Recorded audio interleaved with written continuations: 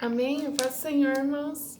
Bom, no vídeo de hoje vou estar explicando para vocês o tema, né, desse meu estudo sobre vaidade. O tema é Eclesiastes capítulo 1, versículo 2, que diz: Vaidades de vaidades, diz o pregador, vaidade de vaidades, tudo é vaidade. Mas hoje nós vamos estar levando esse estudo adiante, explicando o que cada um significa, como foi, o que foi as vaidades do rei Salomão. Mas antes, vamos estar aqui parando para entender um pouco sobre o conceito de vaidade. O que seria vaidade? Vaidade, ou palavra vã, três palavras do Antigo Testamento são assim traduzidas com variações do sentido em que cada uma delas, a principal, emprega na exposição de Eclesiastes da vaidade, ou futilidade de boa parte da vida humana.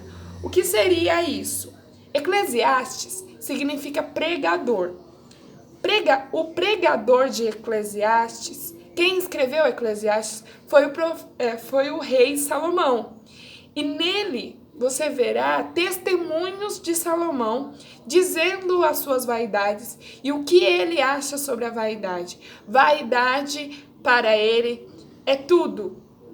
Tudo que existe na face da terra, todo o seu esforço, todo o seu trabalho, não adianta de nada se você está... não adianta nada debaixo do sol, porque essas coisas são terrenas, porque essas coisas são do mundo e nada disso você vai levar para o céu. Então, tudo que você faz aqui na terra se torna vaidade por isso.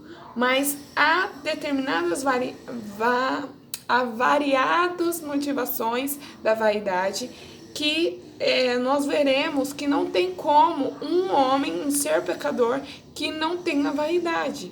Amém? Boa parte da vida humana. Significa um sopro ou vapor.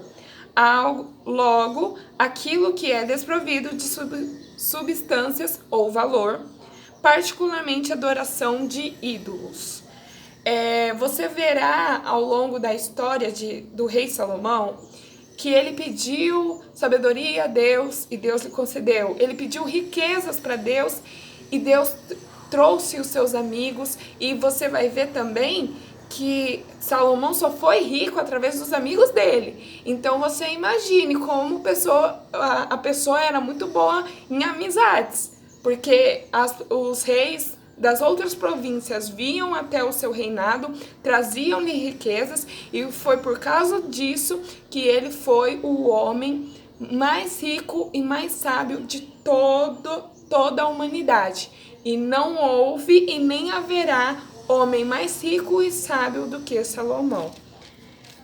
Segundo Aurélio, vaidade, vão, ilusório, desejo imoderado de atrair admiração. Nós veremos isso tudo e outras coisas mais em Eclesiastes capítulo 2, versículo 1, que diz assim: Disse comigo, vamos, eu te provarei com alegria. Goza, pois, a felicidade, mas também isso era vaidade. Do riso disse, é loucura, e da alegria de que serve? Resolvi no meu coração dar-me ao vinho, regendo-me contudo pela sabedoria, e entregar-me à loucura até ver o que melhor seria que fizessem os filhos do homem debaixo do céu, durante os poucos dias da sua vida. Empreendi grandes obras, edifiquei para mim casas, plantei para mim vinhas, fiz jardins e pomares para mim, e nestes plantei árvores frutíferas de toda a espécie. Fiz para mim açudes, para regar com eles os bosques em que reverenciam as árvores. Comprei servos e servas e tive nascidos em casa. Também possuí bois e ovelhas, mas do que possuíram todos aqueles antes de mim vieram em Jerusalém.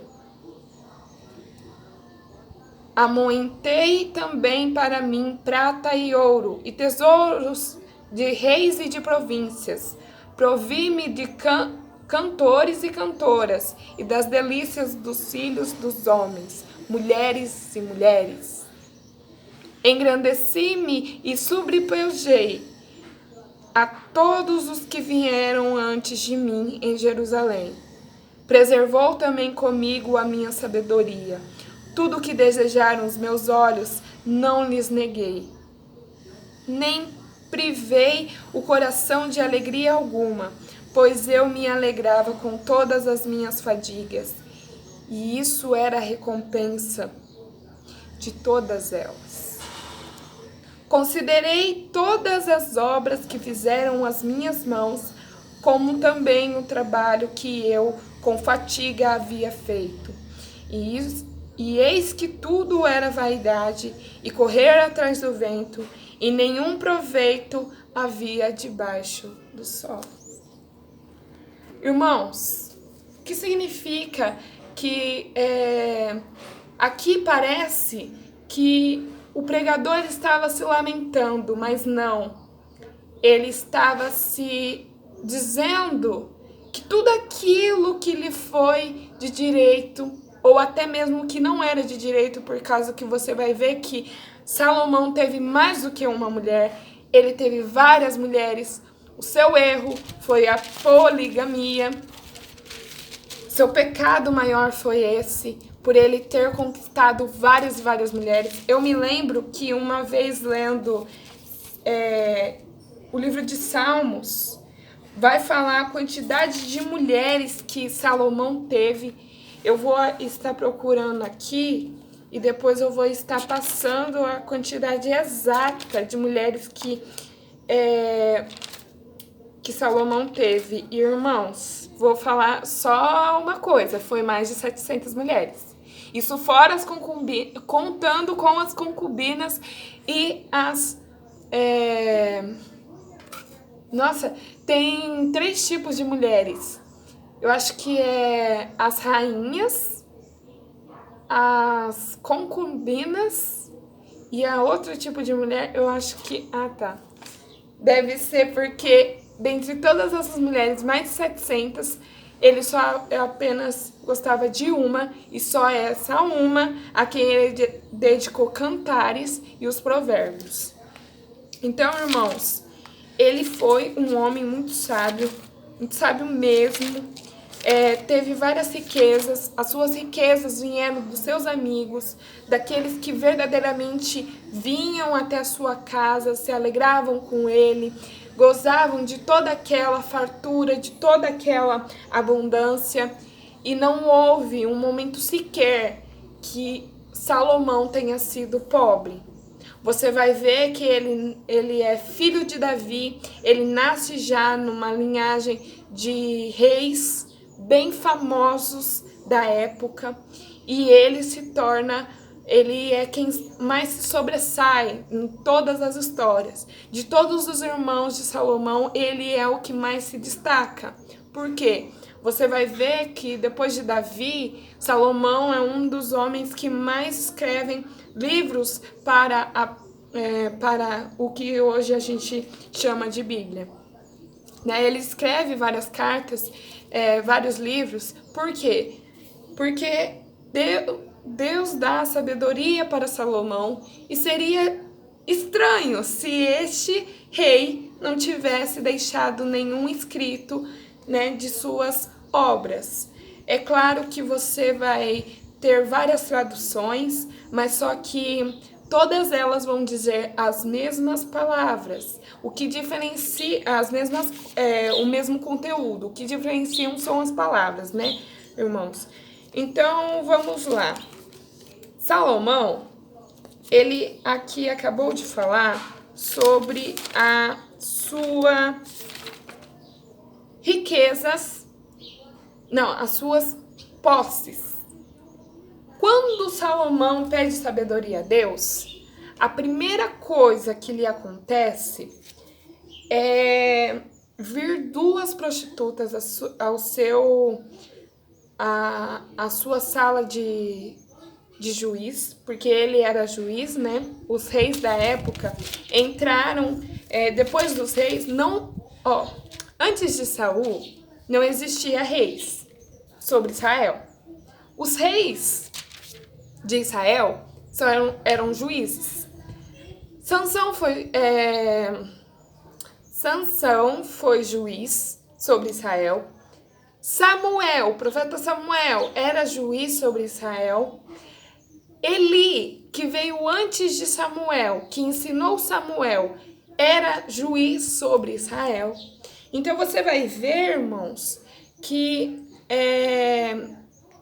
todos os reis tinham seu momento eles tinham conselheiros e tinha também aquele momento que a sua sala era reservada apenas para que o povo, para que a população tivesse que trazer a sua causa para que o juiz, ou melhor, o rei, resolvesse, né?